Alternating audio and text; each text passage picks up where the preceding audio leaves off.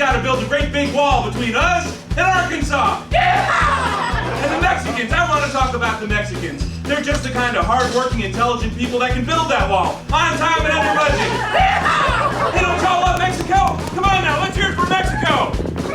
Yeah! Remember the Alamo. Yeah! First time I saw him, people were like, hey, Fred's going up. And I was like, well, who's Fred? You'll see, you'll see. No, the word Texas is an old Indian word that means friendly. So as a Texan, it is your obligation to be friendly when you meet new people. Can I hear y'all say howdy? Howdy! Yeah! Y'all just did your howdy doody. You know, I try not to talk to Fred often. But if Fred were to come up to me and say, the world is ending tomorrow and UFOs are going to pick you up, I'd pack. And how do you think people get here? Why, they've got to move. They got to pack up and get here. They got to yeehaw! Yeehaw! So remember, if you're going to move, yeehaw! People just like, we didn't know how to take Fred, huh? There should be a statute of perseverance because Fred will not stop. He sees something, he wants something, he goes after it, no matter what anybody tells him. And I've told him 1,000 times, quit. You have a bike, get a paper route, do something useful for the world, but he won't stop.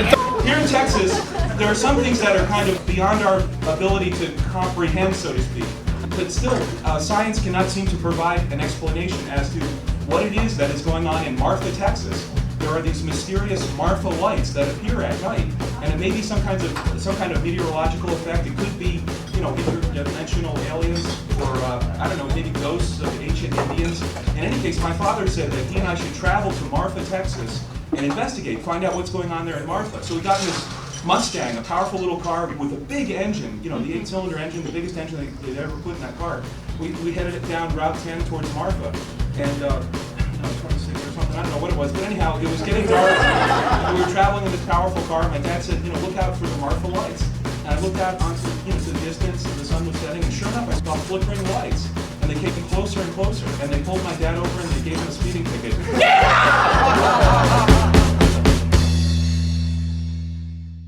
Hi, I'm Fred Bob. Yeehaw! And I love Texas. Don't y'all love Texas? Come on now, let's hear it for Texas. Yeehaw! I'm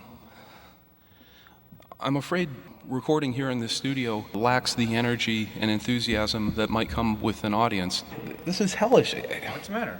I'm sealed in a chamber, and I'm supposed to perform this in front of groups of people that I'm interacting with. There's a kind of energy that exists between a performer and an audience. I'm looking for a response and feedback. I'm supposed to read the audience and play, but instead I'm sealed in this chamber, and I'm with an annoying man with a camera. That would be you. Why do you bother me? There's no point to this. This is the story of my friend Fred.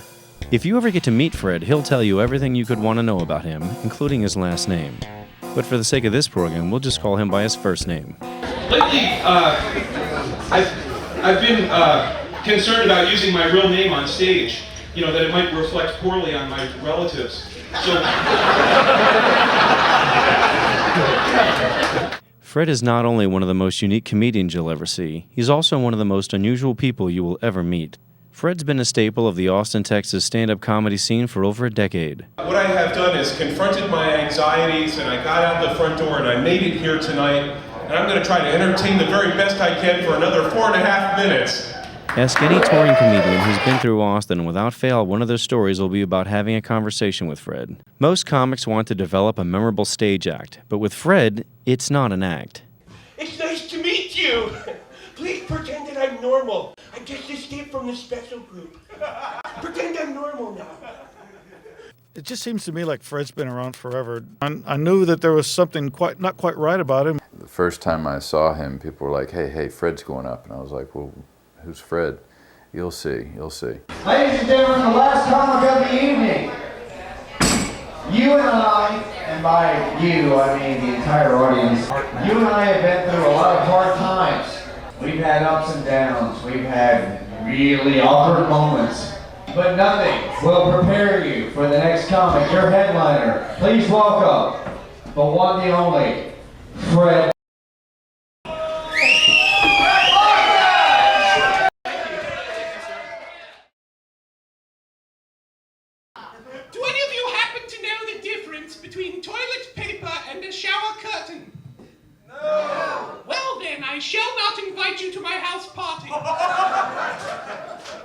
I've known Fred for 10 years, and I always thought he would make a great documentary subject. He's a larger-than-life cartoon come to life, a huge man delivering strange, childlike jokes with explosive intensity. My show business career began in the carnival. I worked in a jar with my brother. We were very attached. Right about here. If you've ever met a comedian or actor, a musician, or any other kind of performer, you know they love the spotlight and will do anything to stay at the center of attention. This is a big part of the reason why many other comics assume Fred is just putting on an act, trying to stay in the spotlight even after he's left the stage. Every one of Fred's friends brought this up before I even asked them. Watching a string of open mic comics read off their jokes can get pretty exhausting, but Fred was different. He explodes on stage with a manic energy rarely seen outside of a Warner Brothers cartoon. No matter how bad the show got, Fred could always be counted on to set the room on fire. When I went up to talk to him after his first set, the first time I went up to talk to him after his comedy set, he blew my mind. It wasn't that he had a wild and crazy act. He really was like that.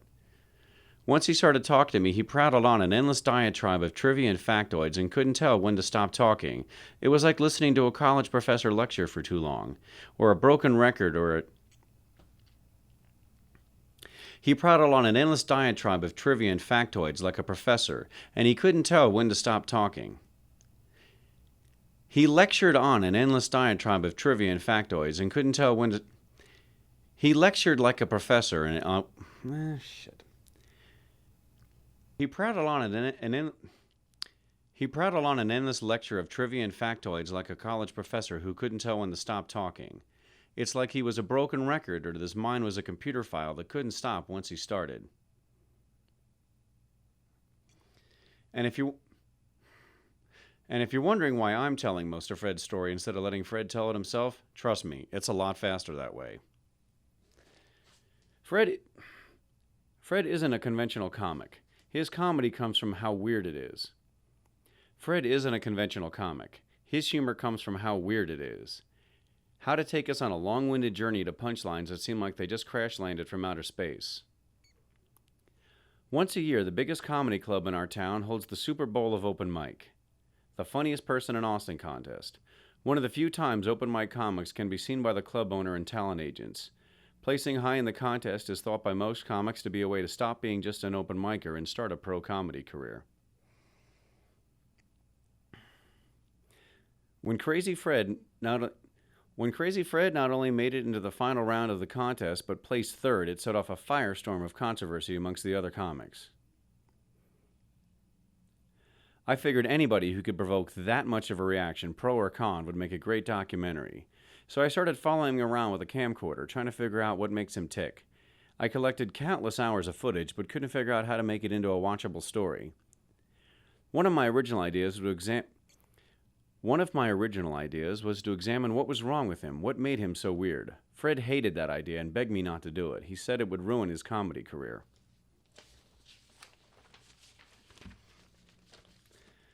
I had another idea to turn Fred's long-winded routines into animated cartoons. Several years of my life somehow whizzed by before I finished the animations, and then I had the heartbreak of everyone telling me the cartoons weren't very good and didn't tell a watchable story.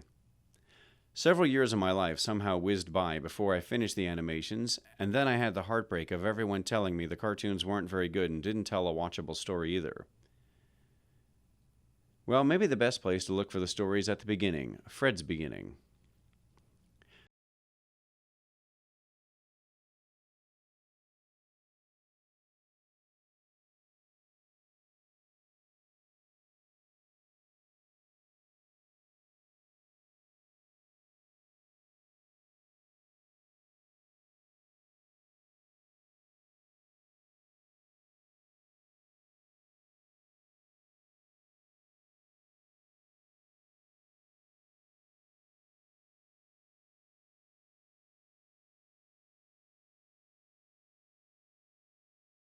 Fred really wanted to win the comedy contest, so we went on a whirlwind tour of every open mic in Texas to get Fred as much stage time and practice as possible so he could win the contest.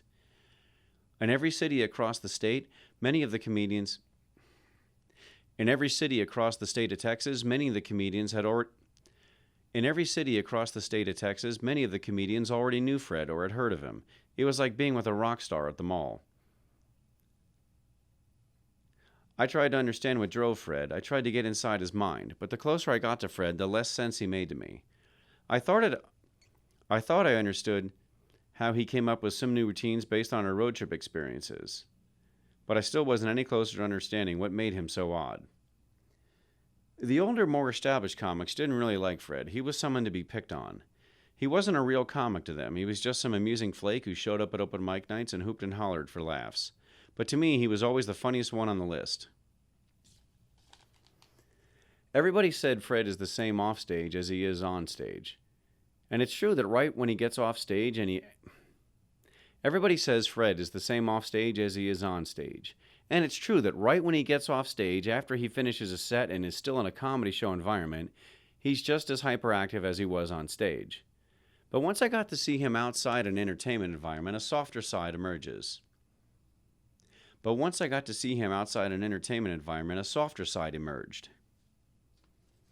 Careful of the rattling the pages. I forget that's why you Have a mic stand, yeah. You mean a music stand? Yeah. Actually, don't worry about it. Everybody said Fred is the same off stage as he is on stage. And it's true that right when he gets off stage, after he finishes a set and is still in a comedy show environment, he's just as hyperactive as he was on stage. But once I got to see him outside an entertainment environment, a softer side emerged.